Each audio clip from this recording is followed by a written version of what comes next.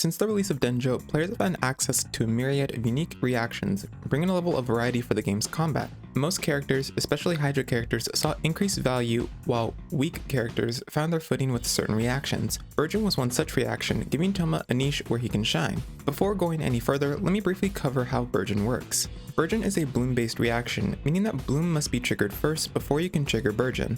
To trigger bloom, Hydra and Dendro must react with each other. Hydra is the weak side in this reaction, meaning that it is better to trigger bloom with Hydra than Dendro, since you can get more blooms in this manner. Triggering bloom creates a bloom core, and these cores can either be left alone to explode on their own, or triggered by Electro or Pyro. In this case, Burgeon is when Pyro contacts a bloom core. You can hit these cores as fast as you want, but note that all bloom related damage has an ICD of 2 damage instances every 0.5 seconds per enemy. For example, if you trigger 5 Burgeons all at once, a single enemy will only receive 2 Burgeons worth of damage. You can easily take advantage of this in AoE when there's multiple enemies with independent bloom core ICDs by slightly delaying when you trigger bloom on each enemy. There's been evidence suggesting it is possible to get 3 through the use of different Pyro triggers, but after trying this out myself, I found it to be somewhat inconsistent and honestly not realistic, since most Burgeon teams don't consist of or need 2 Pyro units. For this team, you want your Pyro source to trigger fast so that you don't waste bloom cores and maximize your total rotation damage. Based on how you'll apply Pyro, you'll have some variety between who you're going to use as your Dendro and Hydra units.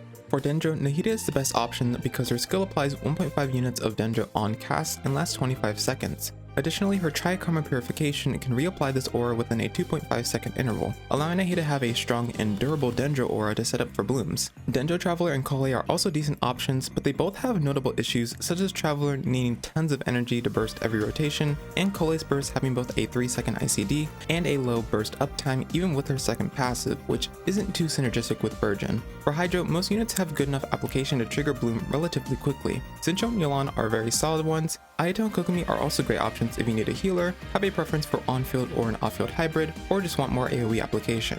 Most times you'll see Thoma as your power unit in Burgeon. His burst sends a Pyro wave every second and lasts up to 15 seconds before C2 and 18 seconds at C2 and above. However, Hydra units like Xingqiu and Yelan have 15-second burst durations, so you'll only really be able to take advantage of about 10 to 13 seconds worth of his burst. His burst has a default ICD, meaning that worrying about things like vapes from this alone isn't too much of a concern. An issue he has similar to Dendro Traveler is that he needs to use his burst to work here. As Thoma is very energy hungry, you can't fully maximize Burgeon's damage with a fully M build unless you have lots of ER substats or something like Katane Crosspear. Because this wave trigger is fast, you'll typically run into situations where burning triggers. To explain burning briefly, burning is triggered whenever Pyro and Dendro interact and has a 2-second ICD. That is why typically you'll see burning pop up about every other wave. There are a few ways to trigger burning. One is Dendro on Pyro aura, another is Pyro on Dendro aura. You can do Pyro Swirl on Dendro, or specifically in the case with Nahida, you can trigger with a low gauge reaction such as Cryo Melt. Burning simultaneously maintains 3 auras,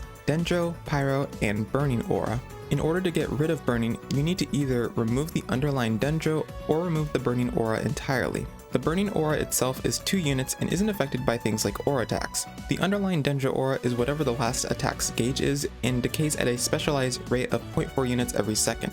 Lastly, the underlying Pyro aura will always be 1 unit due to burning applying 1 unit of Pyro upon trigger. In the context of Burgeon, when Hydra reacts with burning, the Pyro-based reaction consumes the Pyro and burning auras equally. Additionally, with Hydra specifically, Vaporize occurs first, then it bloom if the trigger isn't fully consumed. In this scenario, because it is a Hydro Vape, it can consume burning with just 1 unit of application. This is because in Vaporize, Hydra is the strong side, meaning it takes less Hydro to get rid of Pyro, and the opposite with Pyro on Hydra aura. That's why, for example, it takes longer to get rid of the Hydra Abyss Mage's shield using Pyro versus taking less than a few Hydra skills to remove the Pyro Abyss Mage's shield. For a more mathematical understanding, the resulting gauge for most elemental reactions is the aura gauge minus the product of the reaction coefficient times the trigger gauge. In this example, let's use Nahida, Yelan, and Thoma. I'll start with Nahida's skill, then trigger burning using Thoma's skill, and then use Yelan's skill. You'll see that I trigger Vaporize, and there's still some Dendro left on since Yelan's skill only applies 1 unit of Hydra. If I do the same rotation but with Yelan's Burst, which applies 2 units of Hydro on cast, it consumes both the Burning and Dendro auras, and I would have to proc another elemental reaction to get Nahida's skill to reapply Dendro. And if her Track Karma Purification is still within its ICD timer, I won't be able to produce more blooms until then. Now let's do this but with Xingqiu. You'll notice that his skill alone consumes both the Burning Aura with Vaporize and the underlying Dendro Aura to create Bloom. This fast application alongside his Burst makes him a top choice for these teams as it resolves the Burning issue and can more consistently trigger at least 2 Bloom cores before each of Thoma's waves unleash.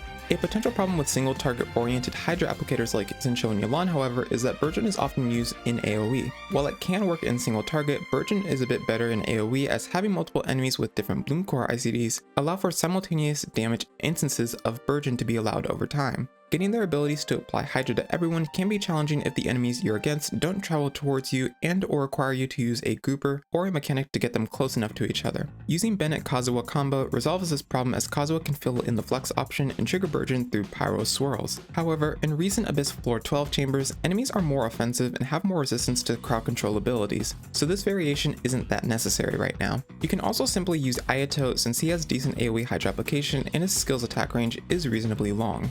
Now let's go through a basic rotation for Burgeon. For this, I'll be using Nahida, Xingqiu, Yelan, Thoma with Nahida as the driver of this team. I'll start with Nahida's skill, then swap to Thoma and do his elemental skill, followed by a normal attack and a Q. Here I use a normal attack to increase the probability of getting a Favonius proc. Afterwards, I use Yelan's skill, then Burst, and then Xingqiu, Burst, and skill. Then I just auto attack with Nahida until it's time to repeat the whole thing again. Hopefully this helps some people out. I was going to make the video more specific to Dehya, but Hoyoverse is going on a copyright tirade and I'm not in a petty enough mood to deal with it. But hey, thankfully they're totally not going to release a character with slow off-field Pyro application, right? As always, thank you for watching. Bye-bye.